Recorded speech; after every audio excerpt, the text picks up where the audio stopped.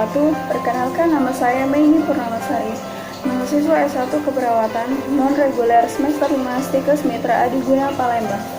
Baiklah, pada kesempatan ini saya akan menjelaskan tentang apa itu penyakit PPOK, patofisiologi, dan penata laksanaan ASKEP pada PPOK. Pemahaman tentang penyakit paru obstruksi kronis atau PPOK.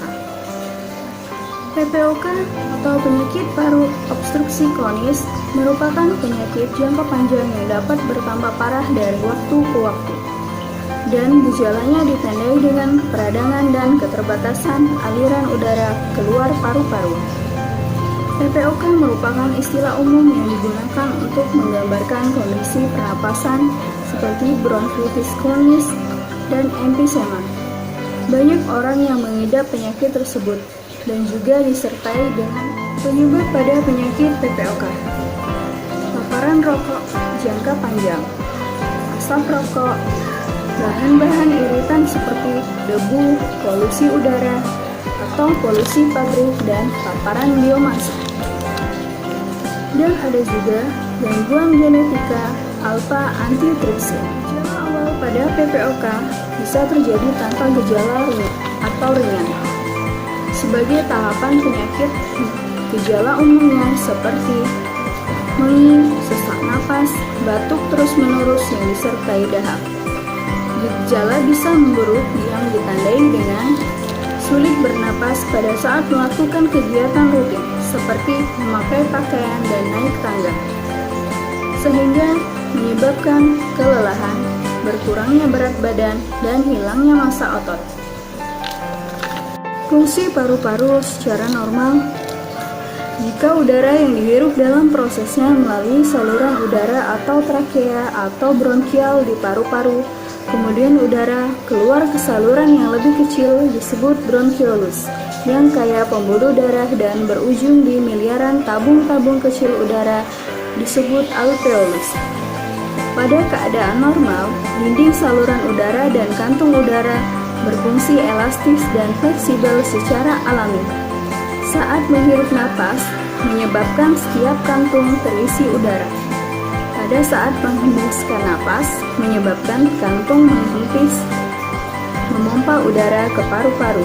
Kemudian oksigen masuk ke dalam darah dan kemudian dibawa ke seluruh tubuh. Pada penderita PPOK, saluran udara atau trakea menjadi tebal dan meradang, serta memproduksi banyak lendir, yang biasanya lendir ini bisa menyumbat saluran udara dan membuat sulit untuk bernapas. Pada penderita PPOK, dinding kantung udara di paru-paru rusak dan kehilangan elastisitasnya, yang menyebabkan kantung udara menjadi rusak dan kehilangan bentuknya, yang menyebabkan ruang udara sehingga proses pertukaran udara terganggu, dan suplai oksigen ke dalam udara berkurang. Klasifikasi PPOK eksaserbasi akut dibagi menjadi 3 bagian. Tipe 1, eksaserbasi berat, memiliki 3 gejala, yaitu sesak bertambah, produksi sputum meningkat, perubahan warna sputum atau sputum menjadi virulen. Tipe kedua, eksaserbasi sedang, memiliki 2 dari 3 gejala eksaserbasi, yaitu sesak bertambah, produksi sputum meningkat.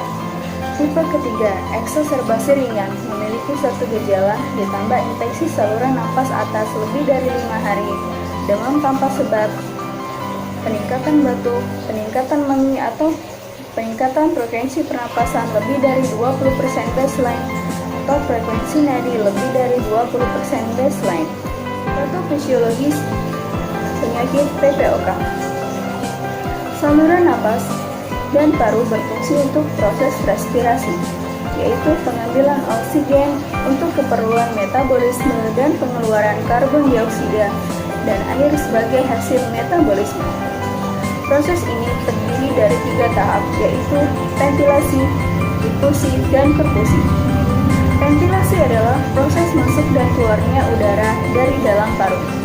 Difusi adalah peristiwa pertukaran gas antara alveolus dan pembuluh darah. Sedangkan perfusi adalah distribusi darah yang sudah teroksigenasi. Gangguan ventilasi terdiri dari gangguan refleksi, yaitu gangguan pengembangan paru, serta gangguan obstruksi berupa perlambatan aliran udara di saluran napas. Parameter yang dipakai untuk melihat gangguan restriksi adalah kapasitas vital atau KV, sedangkan untuk gangguan obstruksi digunakan parameter volume ekspirasi paksa detik pertama (PEP1) dan rasio volume ekspirasi paksa detik pertama terhadap kapasitas vital paksa. Faktor risiko utama dari PPOK adalah merokok.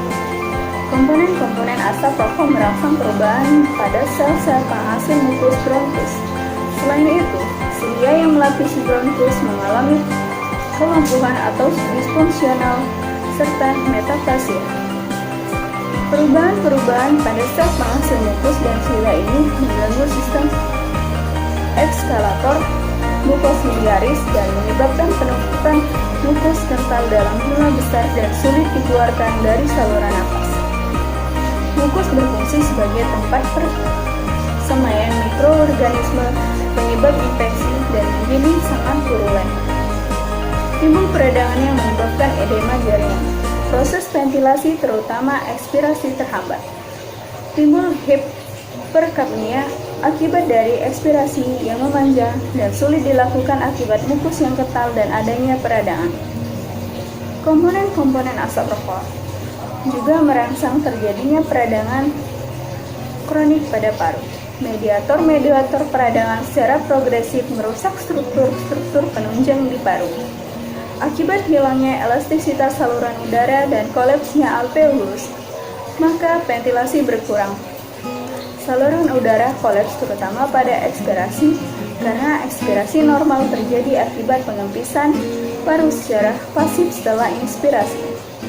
Dengan demikian, apabila tidak terjadi recoil pasif, maka udara akan terperangkap di dalam paru dan saluran udara kolaps. Berbeda dengan asma yang memiliki sel inflamasi predominan berupa eosinofil, komposisi seluler pada inflamasi saluran nafas pada PPOK predominan dimediasi oleh neutrofil. Asap rokok menginduksi makrofag untuk melepaskan neutrofil kemotaktik faktor dan etalase yang tidak diimbangi dengan antiprotease sehingga terjadi kerusakan jaringan. Selama eksaserbasi akut, terjadi perburukan pertukaran gas dengan adanya ketidakseimbangan ventilasi perfusi. Kelainan ventilasi berhubungan dengan adanya inflamasi jalan napas, edema, bronkokonstriksi, dan hipersekresi mukus. Kelainan perfusi berhubungan dengan proteksi hipoksi pada arteriol. Pemeriksaan diagnostik yang dapat dilakukan pada pasien PPOK adalah 1. Spirometri adalah pemeriksaan yang dilakukan untuk mengukur secara objektif kapasitas atau fungsi paru atau ventilasi pada pasien dengan indikasi medis. Alat yang digunakan disebut spirometer. Yang kedua, radiologi atau ronsen torak.